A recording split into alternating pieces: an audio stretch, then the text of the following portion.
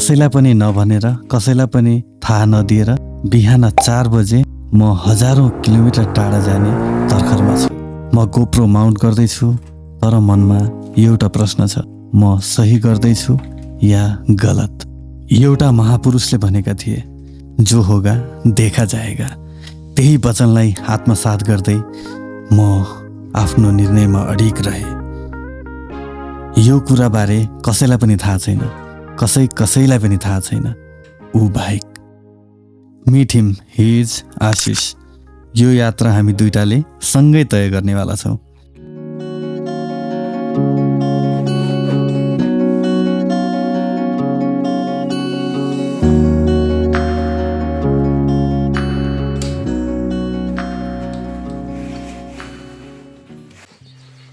शीतले भिजेको बाइक, चिसो मौसम, जताततै हुस्सुले ढाकिएको देख्दा यो यात्रा गर्न अलि सजिलो होला जस्तो त लागेको छैन, तर पनि यात्रा त गर्नै पर्यो।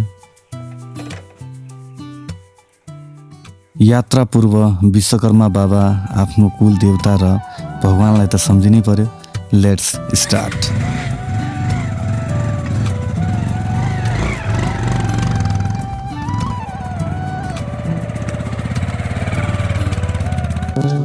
पुरा बिहानै क्यामेरा रेडी बनाएर। उहाँ पनि हाम्रो फेसबुकमा एकदम परिचित मान्छे हुनुहुन्छ। आराम भइसिन्छ। के छ खाना खान्छ? हाम्रो त यात्रा अलि टाढै हुन्छ। अहिले त नेपालगञ्जसम्म टार्गेट चाहिँ सकभर 10 बजे चाहिँ हामी नेपालगञ्ज पुगौँ भन्ने चाहिँ मेरो टार्गेटै हो। टार्गेट जे बनाए पनि पुग्न त हामी नेपाली टाइममै पुग्यौँ। नेपालीको बानी नै छ नि ढिला गरिहाल्ने। हामी पनि बाटोको सुन्दर दृश्यहरू हेर्दै रमाउँदै राइडलाई इन्जोय गर्दै अगाडि बढ्यौँ, जसले गर्दाखेरि ढिलो चाहिँ भइ नै हाल्यो।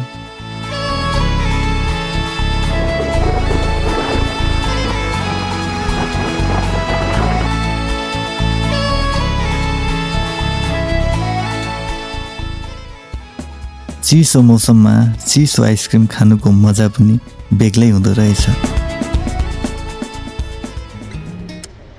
जति जति बर्डर नजिक आउँदै थियो, नेपाली बाइक इन्डियामा गुडाउने हाम्रो एक्साइटमेन्ट र खुसी एकदमै बढ्दै थियो। तर त्यो एक्साइटमेन्ट धेरै बेर टिक्न सकेन। नेपालदेखि इन्डिया बाइक वा गाडी लैजाँदा काठमाडौँ एमबिसीदेखि पर्मिट बनाउनु पर्दो रहेछ, तर इन्डियादेखि नेपाल आउँदा बर्डरमै पर्मिट बन्दो रहेछ। अनि अलिकति स्याड भएर फेरि हामी फर्क्यौँ नेपालगञ्ज। हेर्दै गर्नुहोस् हाम्रो यात्रा बाइकदेखि पैदल यात्रा अब बससम्म हुन्छ। त्यसपछि के हुने हो, कहाँसम्म हुन्छ थाहा छैन। अटो खोज्छ मान्छे हामीलाई। त्यसपछि के थियो, हामीले बाइकलाई नेपालगञ्ज सब्जी मन्डीमा राखेर हामी चाहिँ अटोमा बसेर लाग्यौँ बर्डरतर्फ।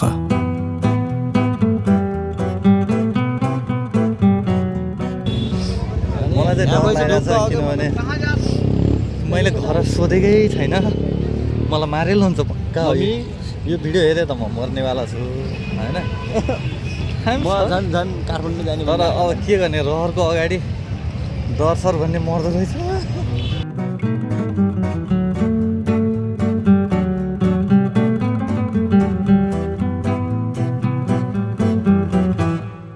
फर्स्ट टाइम जान लाग्छु है इन्डिया।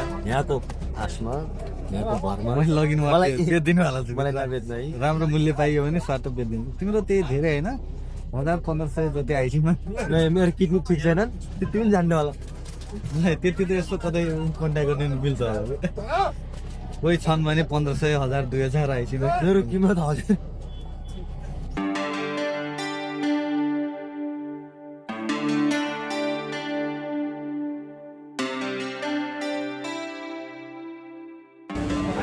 देखो भाई, खाने टाइम में आ गया हम।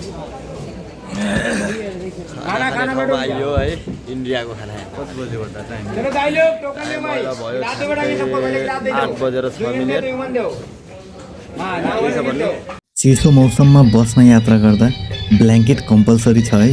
म जस्तै यत्तिकै नआउनु होला, नत्र भने रातभरि जाडोसँग फाइट खेल्नै पर्छ। यति बेला हरिद्वार पुगिसकेका छौँ। हरिद्वारमा चिया खाने भने कहाँनिर राम्रो पाइन्छ भने हेर्नु न, सब पाइँदो रहेछ, सुर्तीदेखि लिएर सबै चिज। दो चाय दे दो भैया।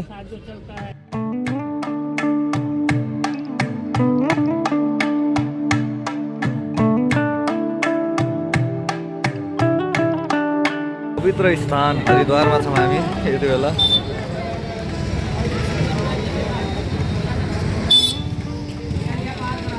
नै चिया चाहिँ राम्रै हो नि, बबाल हो क्या। पहिला चाहिँ राम्रो लाग्यो मलाई चिया, बल्ल चियामा चाहिँ फिल आयो है। फिल आयो बल्ल इन्डियाको चिया खाए जस्तो फिल भयो क्या।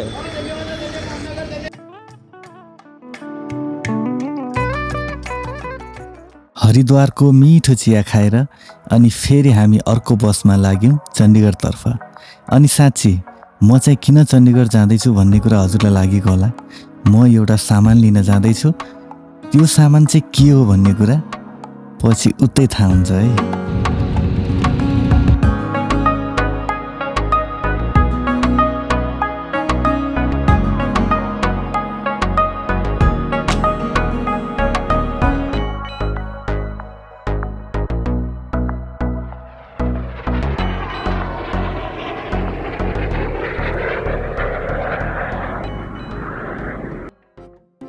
चौबिस घन्टाको लामो बस यात्रापछि चण्डीगढ बस स्टेसनमा खुट्टा टेक्न पाउँदा खुसीको कुनै सीमा नै थिएन।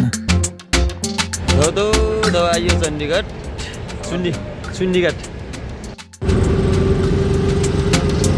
अटोमा हामी लाग्यौँ मणिमाजरातिर। चण्डीगढ बस्ने मान्छेलाई त यो नाम थाहा नै होला, मणिमाजरा फौजी ढाबा। हाम्रो दोस्त चाहिँ उता खोज्दै हुनुहुन्छ हामीलाई यति बेला। Meet him, he is mister Bittu. हामीले चाहिँ उनलाई मायाले बिट्टू भन्छौँ, AKA Himal Kumar Bittu. She is Elika. Pineapple काट्दै गरेको व्यक्ति हुनुहुन्छ उदय थापा, यानि कि दाई। अनि जसलाई मैले यो फ्रक लगाइदिरहेको छु उसको नाम हो एल्सा, उदय दाईको कान्छी छोरी।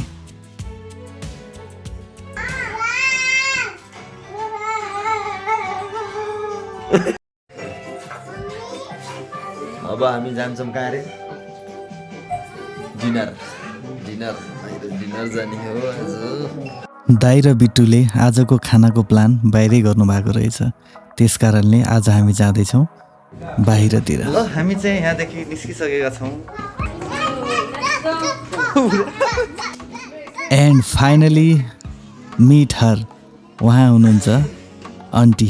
आन्टी भन्दा चाहिँ अलिकति इम्बेरेसिङ लाग्छ अरे उहाँलाई, त्यसैले उहाँलाई भनौँ मासीजी।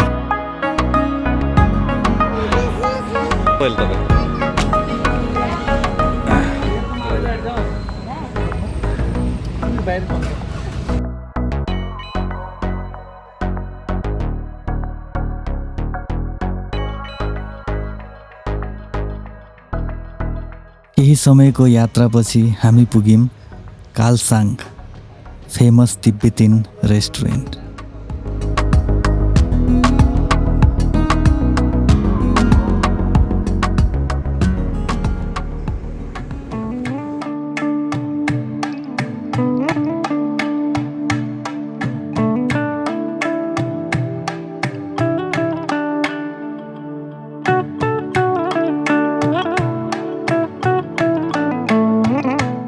हामीले त्यहाँ धेरै प्रकारका डिसहरू खायौँ अनि मलाई मन परेको चाहिँ जुसी मोमो, जुन चाहिँ अहिलेसम्मकै मेरो फेभरेट मोमो हो। अहिलेसम्म मैले त्यहाँको जस्तो मोमो खाएकै थिएन।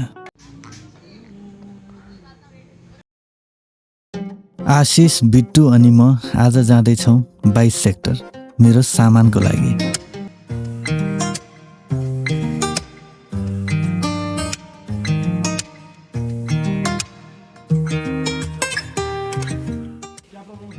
यो पसलमा गएर मैले आफ्नो लेन्स देखाएँ।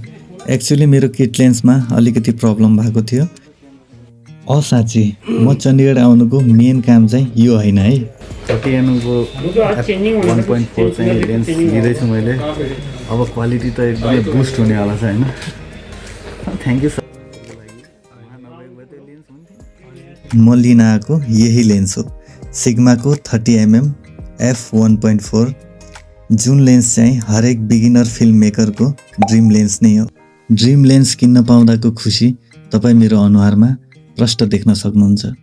तर त्यो खुसी धेरै बेर टिक्न सकेन। लास्टमा केही नलगेर जाने अवस्था छैन हाम्रो।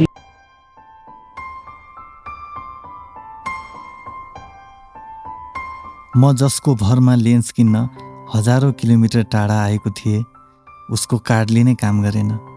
मेरो ब्याड लक भनौँ या त के नै भनौँ।